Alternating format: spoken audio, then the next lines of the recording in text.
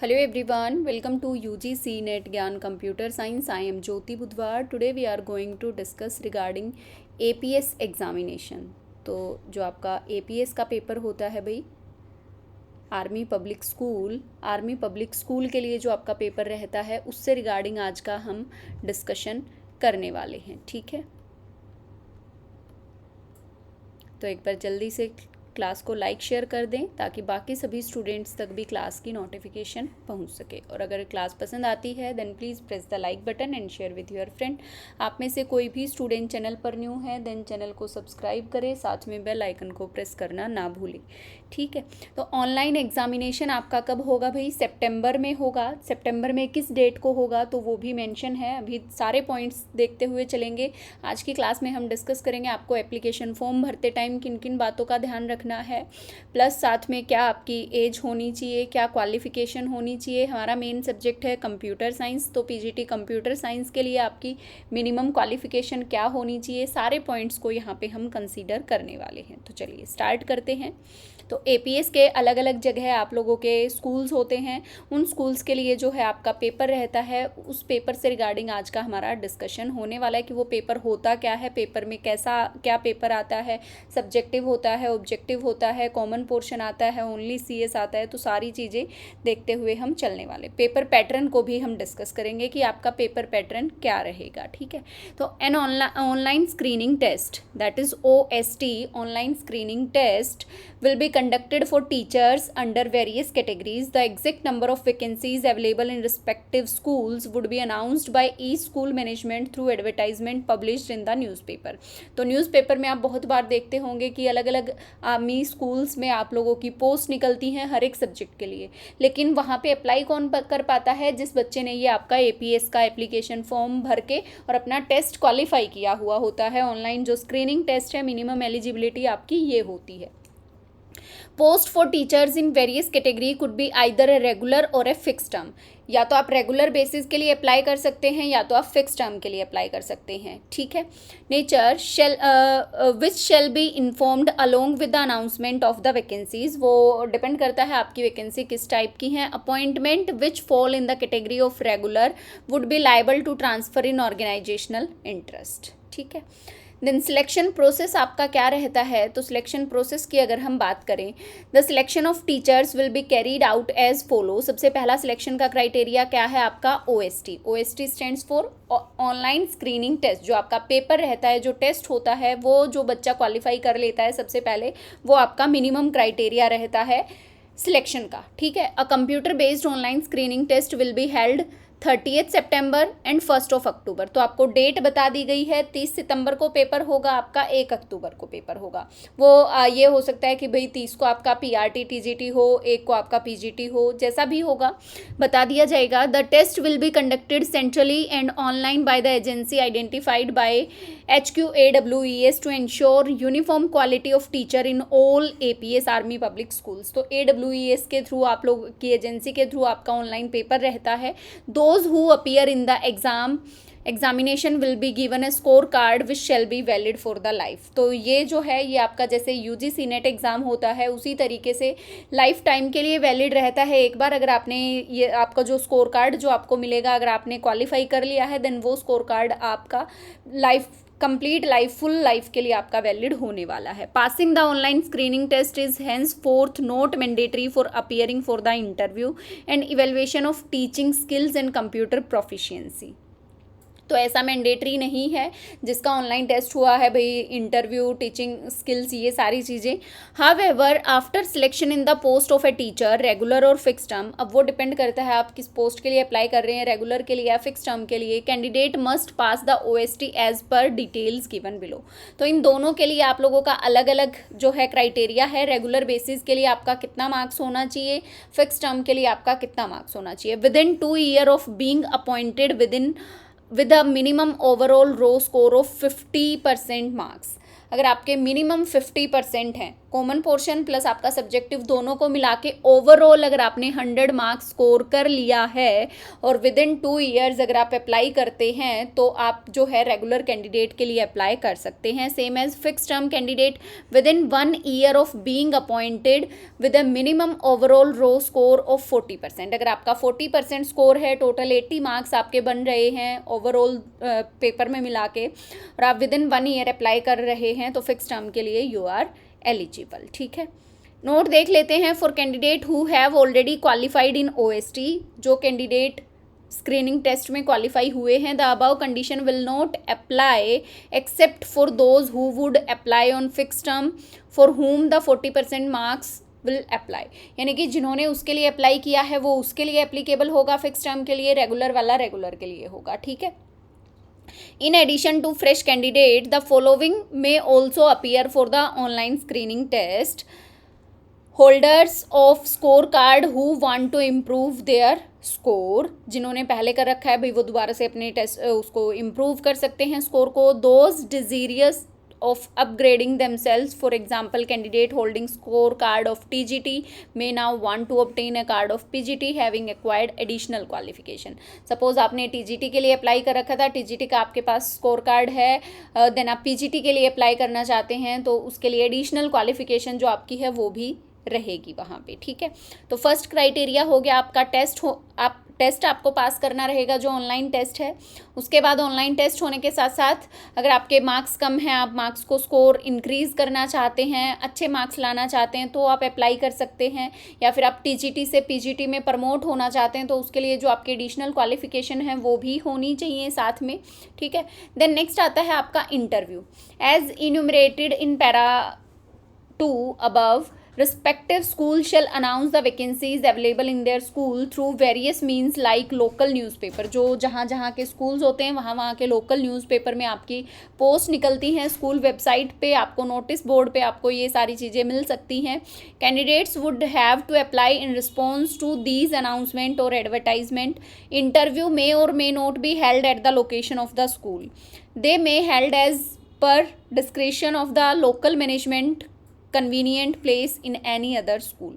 तो वो according to जो हमारी लोकल मैनेजमेंट होती है उनके अकॉर्डिंग कन्वीनियंट प्लेस पे अपना इंटरव्यू रख सकते हैं। ऐसा ज़रूरी नहीं है जिस स्कूल की रिक्वायरमेंट है, जिस स्कूल के अंदर रिक्रूटमेंट है वहीं पे आपका इंटरव्यू हो। ठीक है, लेकिन हाँ इंटरव्यू आपका रहता है।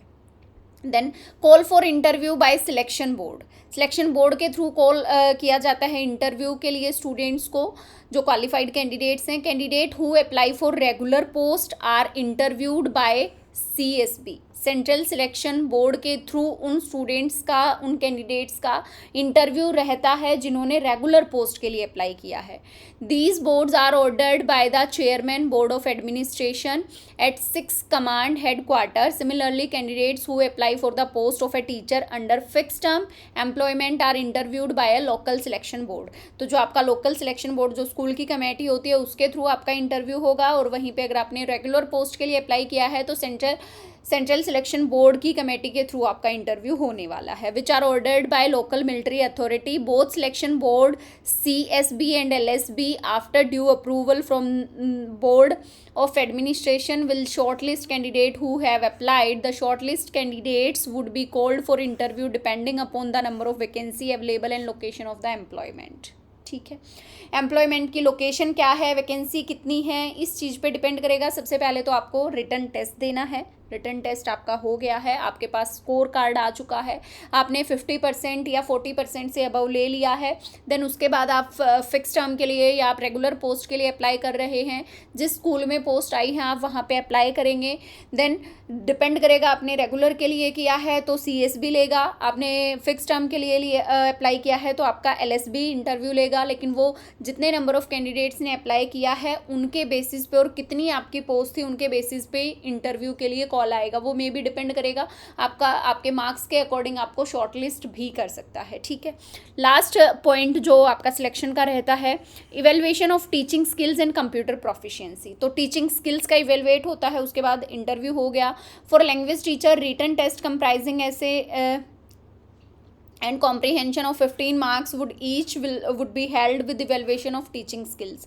जो आपके लैंग्वेज टीचर होते हैं उनके लिए उनका 15 मार्क्स का आपका कॉम्प्रीहेंशन पेपर होता है जिसमें लैंग्वेज का देखा जाता है। सिलेक्शन कमेटी में also hold computer proficiency test if they so desire. वो कंप्यूटर प्रोफिशिएंसी भी चेक कर सकते हैं अगर उनको डिज़ायर्ड है। ठीक है, तो ये तो है सिलेक्शन का प्रोसेस। पहले रिटर्न देना है, फिर अप्लाई करना है जिस स्कूल में पोस्ट होंगी, देन उसके बाद आपको शॉर्टलिस्ट किया जाएगा एंड देन आपका इंटरव्यू रहेगा। ठीक है, आई होप ये जो मेन पॉइंट्स थे ये आप लोगों को क्लियर हो गए होंगे। जिस भी स्टूडेंट को जहाँ कहीं डाउट लगे वो आप अपना डाउट पूछ सकता है। उसके बाद है लिस्ट ऑफ सब्जेक्ट, किन किन सब्जेक्ट के लिए एप्लीकेशन फॉर्म निकले हुए हैं तो वो देख लेते हैं। हमारा मेन सब्जेक्ट है पीजीटी कंप्यूटर साइंस, जिसमें 50% एग्रीगेट होना चाहिए, बीएड कंपलसरी होना चाहिए। लेकिन कंप्यूटर साइंस में बीएड आपका नहीं है तो भी चलेगा, वो भी मैं दिखा देती हूँ आपको।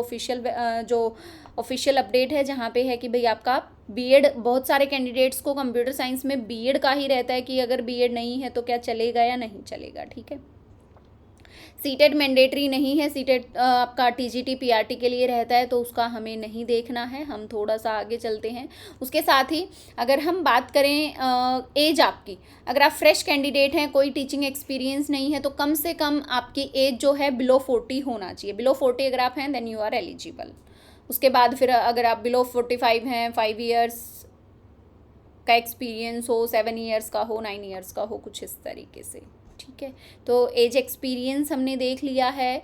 और डेट, पेपर की डेट इन्होंने ऑलरेडी क्लियर कट दे रखी है 30 सितंबर 1 अक्टूबर। ठीक है, तो यानी कि आपके पास अगस्त सितंबर 2 मंथ हैं, इन 2 महीने में आप अच्छे से प्रिपेयर कर सकते हो बिकॉज एमसीक्यू बेस्ड रहता है और पेपर का पैटर्न जो सब्जेक्ट है वो सारे वही आते हैं जो हमारे एचपीएससी, केवीएस, एनवीएस इन सब में आता है। सेम सा सिलेबस रहता है, कोई एक्स्ट्रा अलग से कुछ नहीं आता है। ठीक है, no change will be made after admit card. ये आपका एडमिट का ये तो बाद की बातें हैं। हाँ, अब देखते हैं। For each category there will be 1 question paper of 200 marks. 200 marks का आपका पेपर रहेगा। 1 question paper for foundational stage and PRT and 1 question paper in each subject of PGT as well as TGT. तो आपका paper common portion भी रहेगा, साथ में आपका सब्जेक्टिव पेपर भी रहेगा। 200 क्वेश्चंस होते हैं, 1 क्वेश्चन ईच मार्क्स, साथ में नेगेटिव मार्किंग होती है, यानी कि आपको बहुत ध्यान से करने की ज़रूरत है। 1.4 की आपकी नेगेटिव मार्किंग रहती है। ठीक है, ये आपके वही एग्ज़ाम में कैसे कैसे आपको फिल करना है। Question offered, attempted, not attempted, correctly, wrong.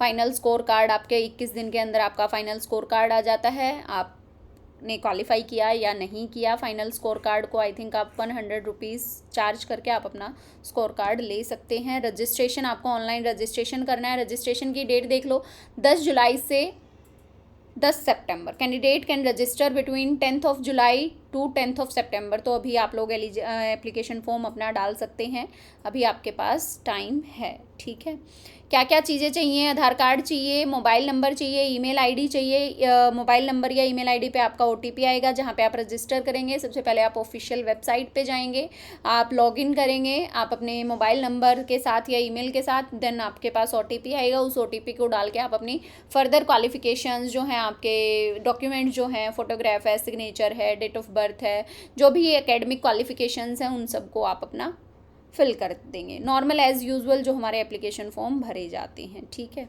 तो इसमें ऐसा कुछ खास नहीं है। एडमिट कार्ड आपके एग्ज़ाम से कुछ टाइम पहले आ जाते हैं। रजिस्ट्रेशन 10 जुलाई से 10 सितंबर, एडमिट कार्ड 20 सितंबर को आएगा। पेपर आपका 30 सितंबर और 1 अक्टूबर को रहेगा। रिजल्ट आपका 23 अक्टूबर को आ जाएगा। अरे वाह, चलिए आगे चलते हैं थोड़ा सा। एक बार हम, हाँ, ये list of army public schools की लिस्ट देख सकते हैं, कहाँ कहाँ पे आपके आर्मी पब्लिक स्कूल्स हैं। क्लस्टर बना रखे हैं, क्लस्टर 1 2 3 4 5 इस तरीके से। तो ये देख सकते हैं कौन कौन से क्लस्टर में कौन कौन से स्कूल्स आते हैं, ताकि आप लोग अप्लाई करके फॉर्म जब आपका क्वालिफाई हो जाए पेपर, देन उसके बाद जब आप अप्लाई करें तो आपको पता हो कहाँ कहाँ आपके स्कूल्स हैं, कहाँ कहाँ आप अप्लाई कर पाएंगे। हमारा मेन सब्जेक्ट है कंप्यूटर साइंस। ठीक है, अब चलते हैं एलिजिबिलिटी पे। तो ये बाकी सभी सब्जेक्ट की एलिजिबिलिटी है। कंप्यूटर साइंस की हमेशा, जैसा कंप्यूटर साइंस थोड़ा सा अलग रहता है तो अलग से क्वालिफिकेशन देता है। At least 50% marks in aggregate one of the following. आपके पास BE हो, BTech हो, CSC में या IT में किसी भी रिकॉग्नाइज्ड यूनिवर्सिटी से आपके पास डिग्री या डिप्लोमा होना चाहिए। BE BTech एनी स्ट्रीम, और प्लस अगर आपने किसी अदर स्ट्रीम में BE BTech किया है या फिर उसके साथ ही पोस्ट ग्रेजुएशन डिप्लोमा है आपके पास कंप्यूटर में, तो भी आप एलिजिबल हैं। MSc कंप्यूटर साइंस है, MCA है, तो भी आप एलिजिबल हैं। BSc है, BSc है या BCA है या उसके इक्विवेलेंट कोई डिग्री है ग्रेजुएशन, और पोस्ट ग्रेजुएशन डिग्री है आपकी कंप्यूटर साइंस सब्जेक्ट में, तो भी आप एलिजिबल हैं। पोस्ट ग्रेजुएट डिप्लोमा है and post graduate degree in any subject from recognised university, then you are also eligible. B level from DOC, ministry of information and communication technology and graduation अगर आपके पास है diploma, तो भी आप eligible हैं। Proficiency in teaching in Hindi and English, Hindi English आपको आना चाहिए। For subsequent promotion the incumbent will have to acquire B.Ed और इक्विवेलेंट डिग्री।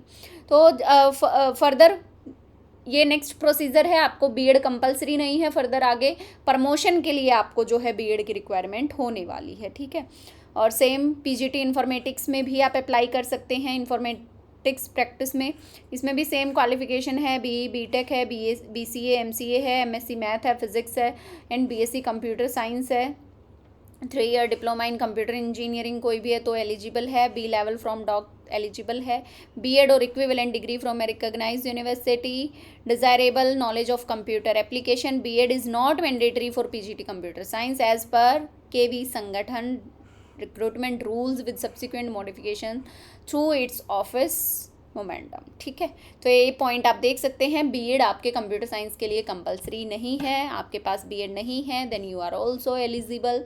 तो आप अपना एप्लीकेशन फॉर्म डाल सकते हैं। काफ़ी टाइम से आपके एप्लीकेशन फॉर्म निकले हुए हैं, तो जो भी स्टूडेंट इंटरेस्टेड है आप अपना एप्लीकेशन फॉर्म डाल दें। एक बार पेपर पैटर्न का और डिस्कस कर लेते हैं। पेपर पैटर्न किस टाइप से है PGT का देखते हैं। ये PRT है, TGT है, PGT पे चलते हैं। PGT का paper pattern section A B C, तो 3 सेक्शन होने वाले हैं। सेक्शन A में basic GK current affair 5%, 10 question from serial number 1 to 10 आपके आएंगे बेसिक GK और करंट अफेयर के। National level current affair, international event in Indian context, global level, ये भी बता दिया कितने से कितने सीरियल नंबर के क्वेश्चन आपको कैसे कैसे मिलने वाले हैं हर एक पार्ट के। देख लो कितना क्लियर कट चल रहा है APS। देन सेक्शन B आपको pedagogy, curriculum and educational policy matter से मिलेगा। क्वेश्चन नंबर 11 से लेके 30 तक के। Pedagogy of secondary and senior secondary stage, child pedagogy, inclusive education, RTE, NEP, NCF जो आपकी न्यू एजुकेशन पॉलिसी है उससे रिगार्डिंग आपके क्वेश्चंस आएंगे। देन सेक्शन 3 जो है एकेडमिक प्रोफिशिएंसी, क्वेश्चन नंबर 31 से लेके 200 तक के टोटल 170 क्वेश्चन ये आएंगे आपके सब्जेक्ट स्पेसिफिक, ठीक है। तो 30 ही क्वेश्चन ऐसे हैं, बाकी के क्वेश्चन जो हैं वो आपके सब्जेक्ट स्पेसिफिक हैं। Subject knowledge based on 9 to 12 standard की जो आपके NCERT बुक्स हैं उनसे रिगार्डिंग आएगा। बेसिक लेवल से मॉडरेट लेवल भी 11-12 की NCERT स्टैंडर्ड बुक से आएगा। हायर लेवल भी आपका 11-12 की स्टैंडर्ड बुक से आएगा with difficulty level of graduation. अब देखो कुछ लेवल बहुत ही बेसिक होंगे जो कि सिर्फ आपको 9th to 12th की जो बुक्स में जो भी गिवन है ना उसी से रिगार्डिंग पूछेगा। कुछ क्वेश्चन ऐसे होंगे NCERT बुक्स में आपका 11-12 में, यानी कि जो मेन कंसर्न कहाँ पे रहेगा, पाइथन पे। पाइथन को थोड़ा सा ज़्यादा फोकस करने की ज़रूरत है। 40 क्वेश्चन के अराउंड आपको यहाँ पे मॉडरेट लेवल के मिलेंगे जिनको आप इजीली कर पाएंगे। देन 40 क्वेश्चन आपको थोड़े हायर लेवल मिलेंगे, मतलब वैसे तो वो 11-12 के हैं, यानी कि अब आप आ जाओ सब्जेक्ट पे, डेटा स्ट्रक्चर, DBMS, वैसे तो वो सब्जेक्ट नॉलेज के आएंगे लेकिन ग्रेजुएशन लेवल तक का आपको आना चाहिए। सेम उसके बाद proficient level of subject knowledge, इसमें आपका 11-12 सब्जेक्ट तो वही है लेकिन वही सेम आपके सब्जेक्ट पोस्ट ग्रेजुएशन लेवल तक का आपसे लेवल पूछा जाएगा, वो 20 ही क्वेश्चन होंगे। तो बहुत ही ईजी है, इसमें 50% नंबर लेना कोई ज़्यादा मुश्किल बात नहीं है। ये आपके list of exam city centre हैं भाई, जो भी एग्ज़ाम सिटी सेंटर आपके नियर बाय पड़े आप वो अपना एप्लीकेशन फॉर्म में डाल लेना। तो जो भी कैंडिडेट इंटरेस्टेड हो एप्लीकेशन फॉर्म डालने के लिए वो कैंडिडेट्स अपना एप्लीकेशन फॉर्म डाल सकते हैं। उसके साथ ही कमेंट सेक्शन में कमेंट करके बताएं कौन कौन स्टूडेंट एप्लीकेशन फॉर्म डाल रहा है, ठीक है, ताकि अगर नंबर ऑफ कैंडिडेट्स ज़्यादा होंगे तो फिर आप लोगों के लिए कुछ इस टाइप के इस पेपर से रिगार्डिंग कुछ क्लासेस आपके लिए लेकर आएंगे, ठीक है। आज के लिए इतना ही, अगेन मिलेंगे नेक्स्ट क्लास में नेक्स्ट अपडेट के साथ। तब तक के लिए सभी स्टूडेंट्स को thank you so much, all the very best. इसी तरीके से पढ़ते रहें। किसी भी स्टूडेंट की कोई भी क्वेरी है then comment your doubt in comment section. Good night, bye bye, take care, see you soon in the next class.